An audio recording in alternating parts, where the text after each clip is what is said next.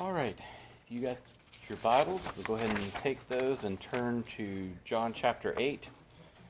And then if you happen to have the handout, I mentioned last week, you don't have to use it, but I'll be pointing out where we're at in it and doing a quick review of it one last time. And so this is part 2 of our study of Jesus Christ our Lord, looking at the person and work of Christ. Now, as you get all of that together and situated, I started off last week with, if you ask who Jesus is, you'll get a multitude of answers. I referenced a couple of statistics that I ran across from not too long ago. A poll said 76% of Americans believe that Jesus was a historical figure, meaning that's it. 84% said that he was one of many important spiritual leaders.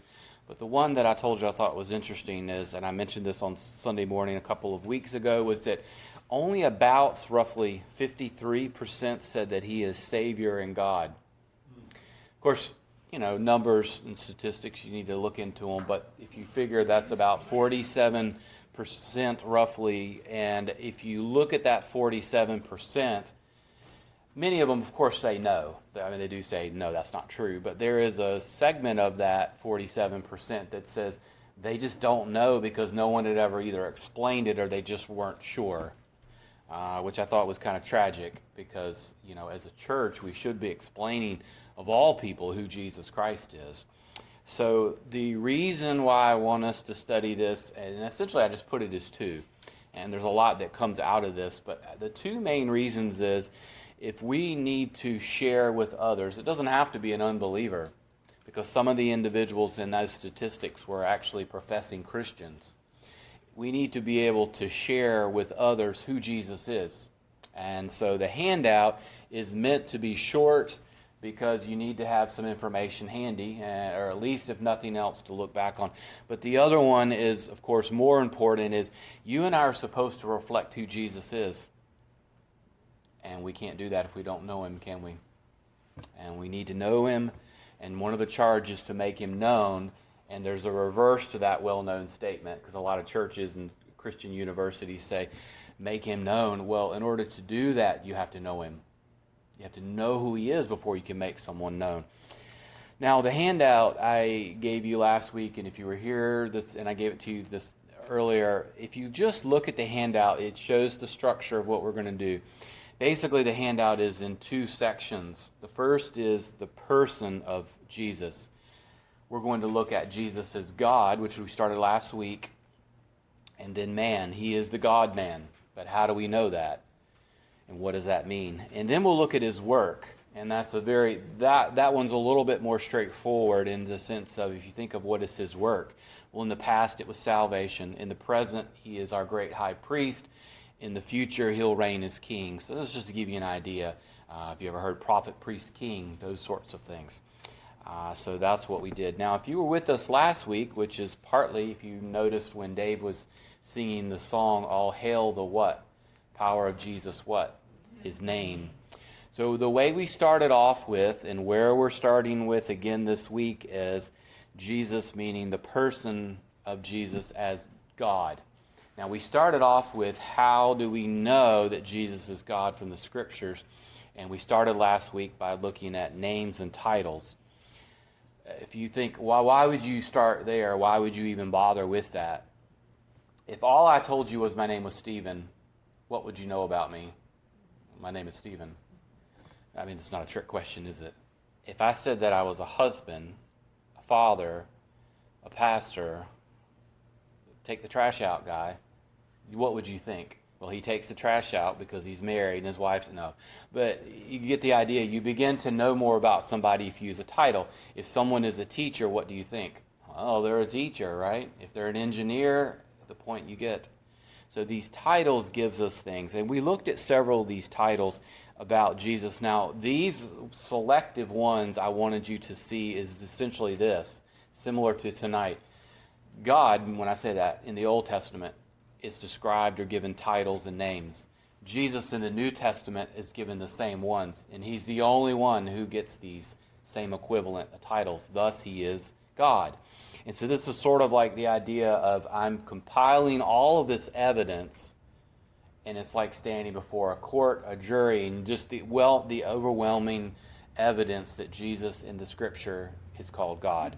Now, some of the names, of course, is God. I mean, that sounds elementary, but in the Bible, Jesus is called God. I mean, in John 1:1, we know the Mormons, Jehovah's Witnesses, they take their translation and they change what it says. But then we also saw those other ones, didn't we? Titus and some of those, 1 Peter. We also know he's called Savior, but the two that I remind you of is two in particular, which is Jesus calls himself I am. Now, what is I am? That is what is God's name, remember? When Moses was supposed to go and explain to the people, and he says, well, I've got to tell them somebody sent me. Who do I say? Tell them I am sent you. And then we have the one at Christmas time, right? Emmanuel, God with us. And that is in the Old Testament, speaking of God. And in the New Testament, of course, we know in the birth narrative, it speaks of Jesus. So tonight, though, what we're going to look at is two things. It's really just one main one that I'm going to focus on, which is the attributes of God that are in the Old Testament. Jesus has those same ones in the New Testament. So again, the same idea. It's compiled evidence, and the evidence points to no other than Jesus is God. But what's an attribute when you think about it? Yep. Characteristic of somebody. I found this definition that says an attribute is a quality or feature regarded as a characteristic or inherent part of someone or something. So what I want us to look at tonight with the attributes of God, and these are just certain ones, these ones are of God. When I say God, of course I'm speaking of God the Father, but God. But then in the New Testament, Jesus has those exact same ones. Thus he is God. And this is just more evidence, and it just sort of compiles. The first two sound similar, but they're different. The first we're going to start with is the pre-existence of Jesus and his eternality. But we're going to start with pre-existence because the pre-existence and eternal are similar, but of course they're different. So pre-existence is something and is a trait that only God has. And I'm going to give you a definition of both pre-existence and eternality. But let's start with pre-existence. Basic Theology by Charles Ryrie is very concise, and he says pre-existence of Christ means that he existed before his birth. And that's the short, sweet of it. Let me say it again. Pre-existence of Christ means that he existed before his birth. But the question is, okay, but where does Ryrie get that from? Where does Pastor Pace get that from? Well, if you turn to John 8:58, we mentioned this last week, but I'm going to show you this again. And of course, some of this will overlap. And if you're really interested in studying even more, even when we finish, I put resources at the very back of the page that has the outline. But we looked at John 1:1 last time, and John 1:1 is one that we all probably know. In the beginning was the Word, and the Word was with God, and he was God, and the Word became flesh.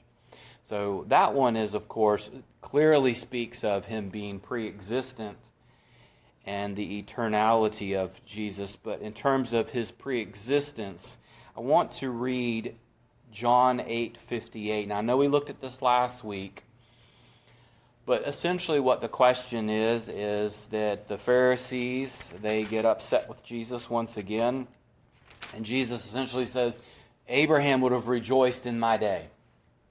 And basically all what Jesus is saying is he would have rejoiced at seeing the Messiah come. It's a simple way to think of it. But actually, let someone read in just a second John 8:58, because what happens is they say, well, look, you're not even 50 years old yet. How in the world could you have even known what Abraham thought? Someone read John 8:58 for me. Jesus said to them, truly, truly, I say to you, before Abraham was born, I am.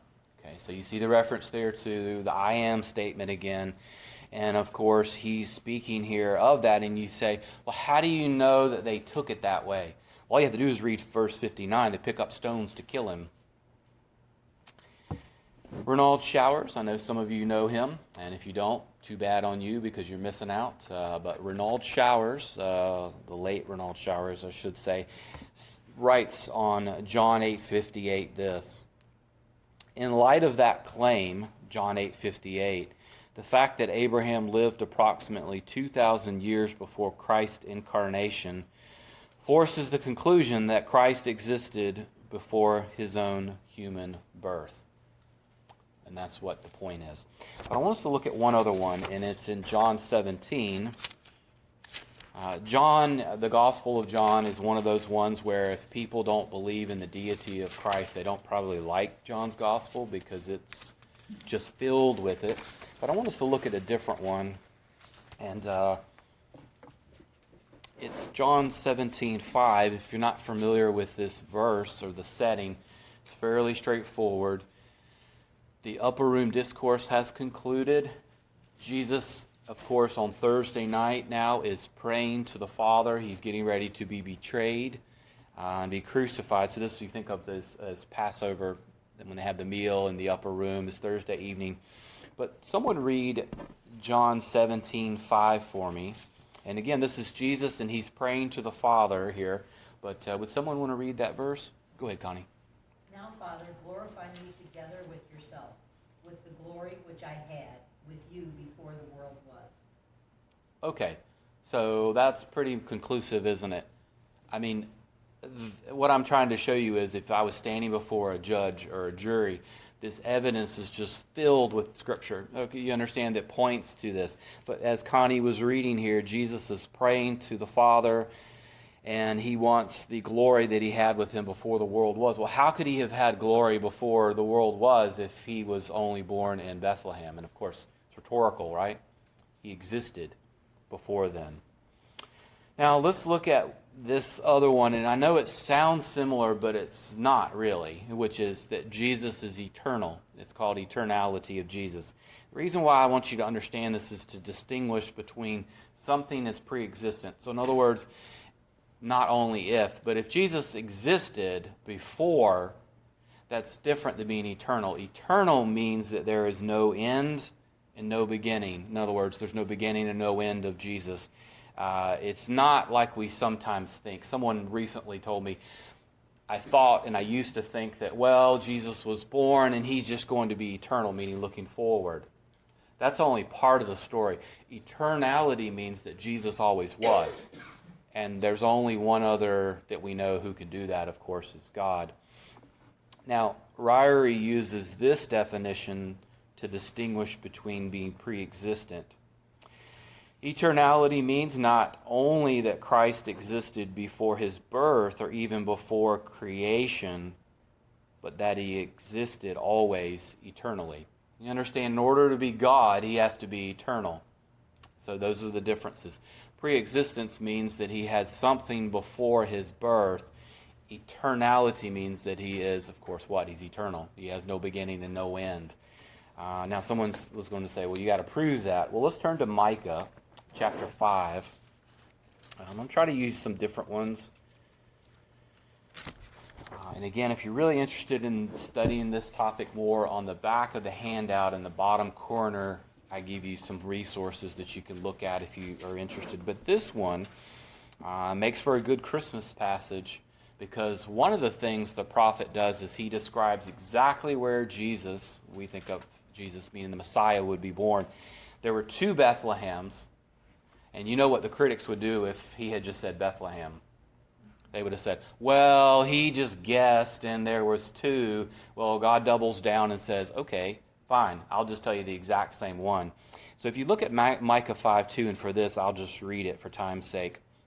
But as for you, Bethlehem Ephrathah, that's of course the city of David. He's distinguishing between two Bethlehems. Too little to be among the clans of Judah. From you one will go forth for me to be ruler in Israel. But notice the ending here. His goings forth are from long ago, from the days of eternity. And that's quite a verse there. That's essentially what it means there in Hebrews, is it means not just from days long ago, but from days of ancient days, from eternal and eternality there. Let's look at one more, and then we'll move on to something else. But it's 1 Corinthians 10:4, and this one serves both purposes. And again, they're similar. Jesus was in existence before his birth, but I just want you to understand that he's eternal as well. Okay? No beginning, no end. It's just a little bit of a nuance, you might say, but it is important to know the difference there of those. But let's look at 1 Corinthians 10:4. And this one serves really both purposes. It's an interesting one. Paul's telling the Corinthians to avoid Israel's mistakes and some of the mistakes they made. And you've probably heard this one before, and it's referring back to a situation that happened in Exodus. It's mentioned in Numbers as well. But someone read 1 Corinthians 10:4 for me. And all drank the same spiritual drink, for they were drinking from a spiritual rock, which followed them, and the rock was Christ. Okay, so if you go back to Exodus chapter 17 in verse 6, you don't have to. This is, of course, what does Moses do? Does Moses get mad and break that rock and have water come out of it? And essentially what Paul's saying was Jesus was the one who was with the nation. Now, again, I ask you to answer this question. If, like the Mormons and Jehovah's Witnesses claim, and I'm not slandering them, you understand? I'm just telling you the facts. And the facts are they claim that Jesus came into existence in Bethlehem. How does all of the aforementioned work in the Bible? And it doesn't, does it?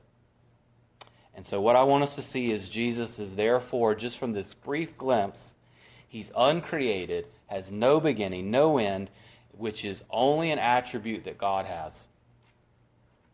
Thus he's God, isn't he? I mean, this is just a little bit of a snippet here of this. Now let's look at something else here, and this is the next one. So we see that he's pre-existence, he's eternal, but we're going to use a fancy word. How many of you like fancy theological words? Actually, you might think I do, but I think sometimes they muddy the waters. I'm going to give you one, but then I'm going to tell you what it means in what I would call layman's. How many of you ever heard of immutability?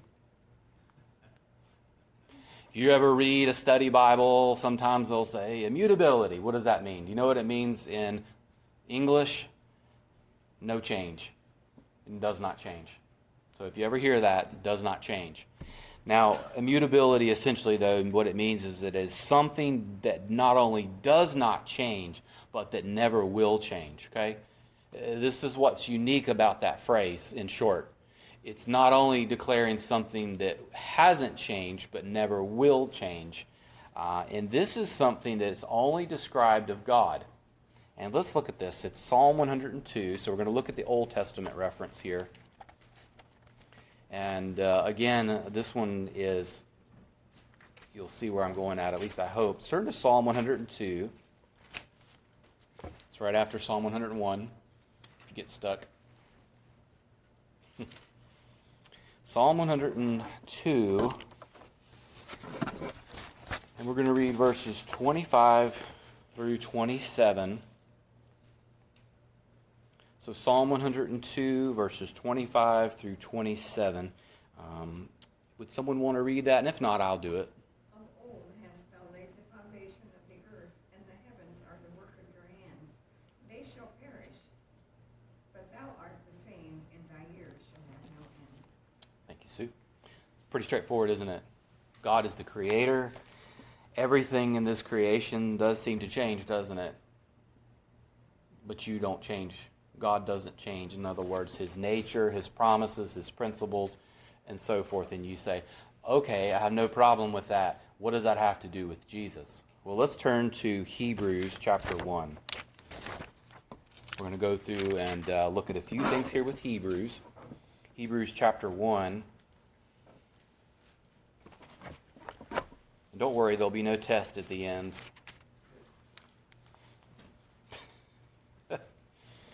But Hebrews chapter 1, we won't read verses 10 through 12. I'll just skim them. But the author of Hebrews writes this of Jesus, the Son of the Father. And notice what he says. Notice when I read this, it's essentially the same.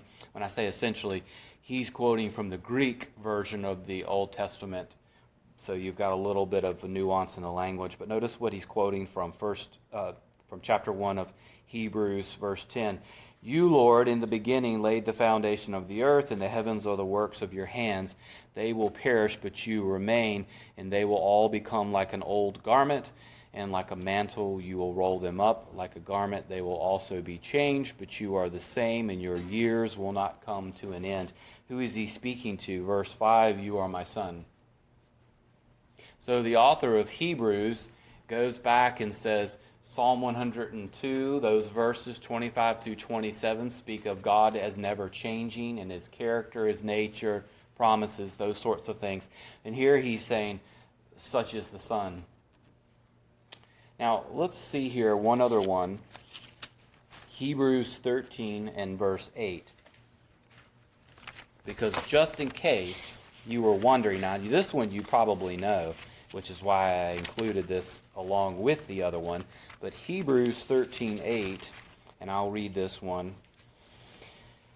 Right in this section here, he speaks to the brethren, verse 1, and talks about the changelessness of Jesus. And we know this verse, I hope. Hebrews 13:8, Jesus is the same yesterday, today, and forever. I want to read you something and help you a little bit here if you're wondering. So Jesus doesn't change. In other words, God in his eternal essence, his principles, all those things. They don't have to worry about things changing. The world around us changes all the time, doesn't it?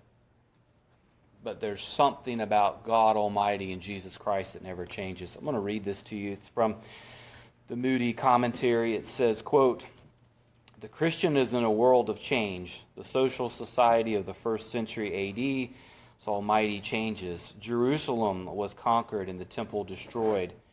Our generation has been threatened with extinction by missiles, which can bring instant destruction to millions.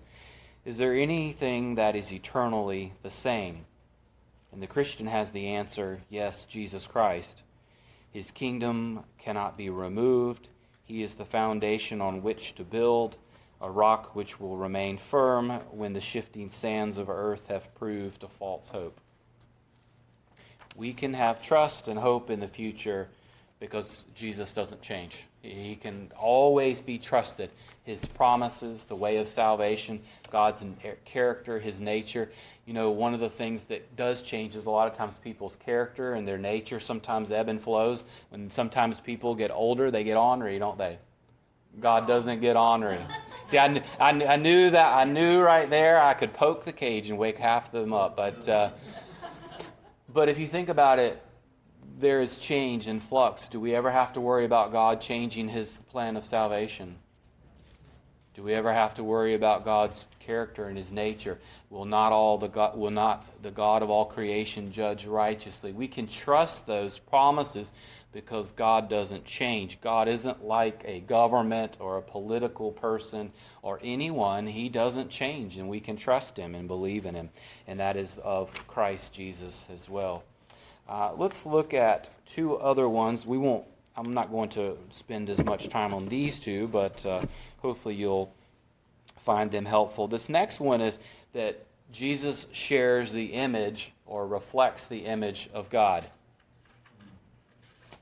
Now, I will be going over Colossians in a summary form next time, so I won't do this, but I'm going to give you these two verses. Colossians 1:13 through 14. So that's Colossians 1:13 through 14. Next week I'm going to do a little bit of an overview of some of the verses, so we won't do that tonight. If you're still in Hebrews, though, Hebrews chapter 1 and verse 3, and I'll read these just so we can scurry along here with time. Hebrews 1:3, since we're in Hebrews, speaks of God's Son and says, He is the radiance of his glory and the exact representation of his nature, and he upholds all things by the word of his power. Jesus is the exact representation, the exact imprint, the, if you will, reflection of Almighty God. Have you ever wondered what God was like? Turn with me to John 14 real quick. Because even the disciples who had been with him for about 3 years, one of them still wants to see and know the Father. It's John 14, and Philip asked Jesus, so that's John 14, Lord, show us the Father. It'll be enough. We'll stop asking all these questions. Now, you know that's probably not true, but notice how Jesus answers him in this verse 9. Have I been with you so long, and yet you have not come to know me, Philip? He who has seen me has seen the Father. How can you say, show us the Father? And of course, he's speaking of here that if you've seen me, you've seen the Father. I and the Father are one. That's John 10. What I want you to know is if you want to know what God is like, or if you encounter someone who says, tell me what God is like, all you have to do is tell them to look at Jesus Christ.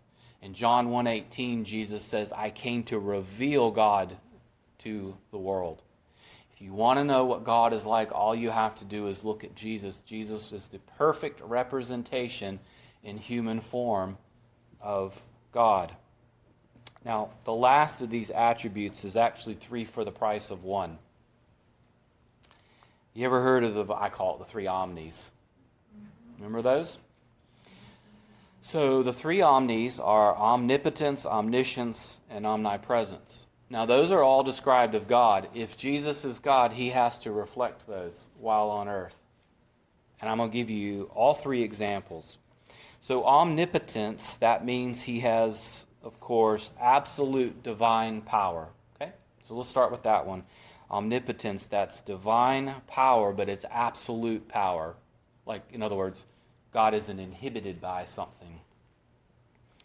And I'll just give you this for time's sake. John 11:38 through 44. Now, that one is probably well known because Jesus takes a little bit longer than Mary and Martha would like, remember? Oh Lord, you should have come when I said. But Jesus raises Lazarus. And what is that showing us? Well, he has power over life and death, something only God has. So that's again omnipotence. It's absolute divine power. And Jesus shows he has that over life and death in John 11:38 through 44. Now, turn to John 4:29 and let's look at the next omni. This would be omniscience,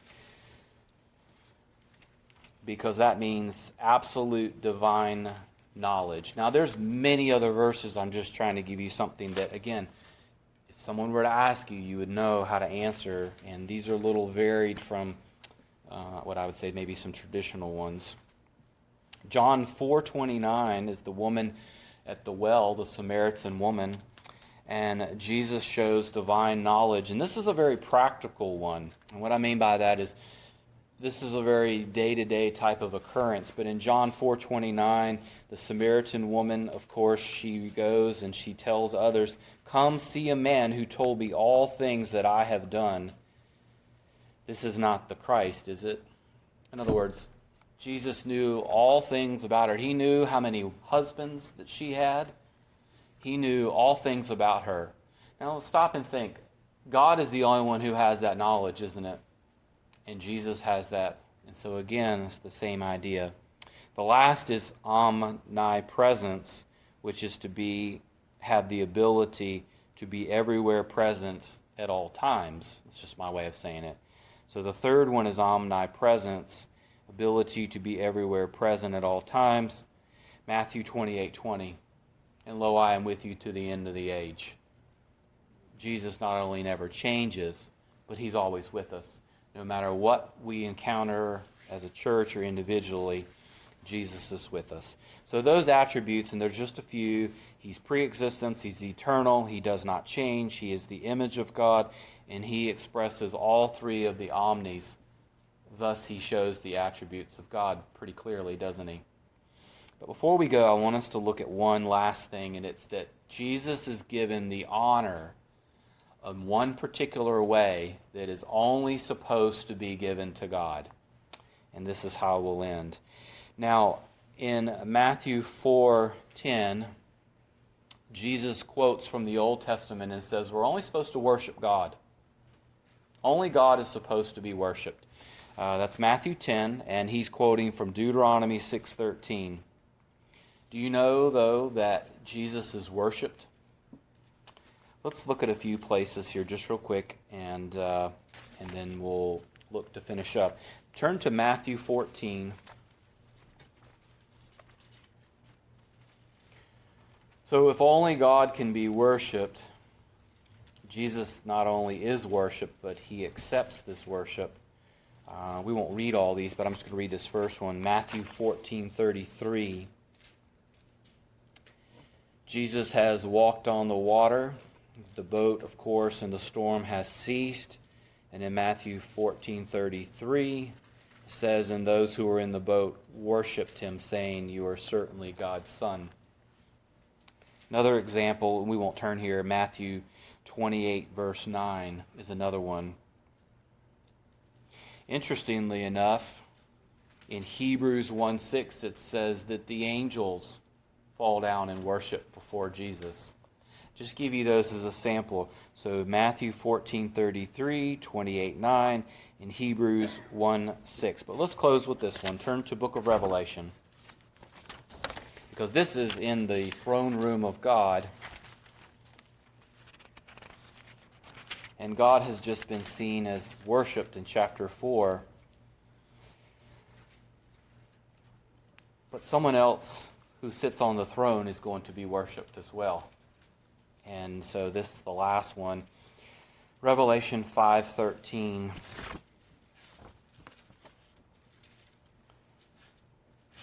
The Lamb who takes away the sin of the world is worshipped. And I'll read it. And every created thing which is in heaven and on the earth and under the earth and on the sea and all things in them I heard saying, to him who sits on the throne and to the Lamb, of course we know who the Lamb is, the Lamb who takes away the sins of the world, be blessing and honor and glory and dominion forever and ever. And the four living creatures kept saying, Amen. And the elders fell down, and what do? They worshiped him. Worship is designated for God and God alone, and thus Jesus is worshipped. So Jesus shares the same attributes that only God has in the Old Testament, and he is worshipped as only God is supposed to. Ergo, what is he? He's God in flesh. Crown him with many crowns, the Lamb upon his throne. Hark how the heavenly anthem drowns out all music but its own. Awake, my soul, and sing of him who died for thee, and hail him as thy matchless King through all eternity. Amen. So next week we'll